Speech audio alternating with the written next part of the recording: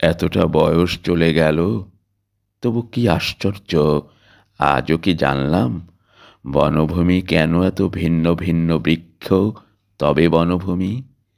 জল কেন এত স্বচ্ছ স্রোত নিয়ে, তবে স্রোতস্বিনী।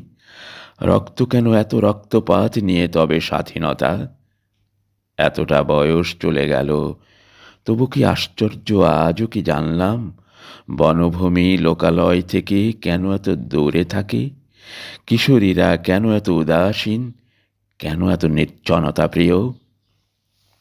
আর নদী কেন গভীরতা ছাড়া ঠিক ধারা মতো চলতে পারে না। এতটা বয়স চলে গেল, তবু কি আশ্চর্য, আজও কি জানলাম চড়ুইয়ের ঠোঁটে কেন এত তৃষ্ণা, খড়ের আত্মায় কেন এত অগ্নি, এতটা দহন।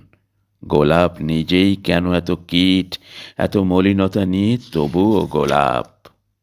এতটা বয়স চলে গেল, তবু কি আশ্চর্য, আজও কি জানলাম একটি শিশুর কেন এত নিদ্রা, এত গাঢ় ঘুম।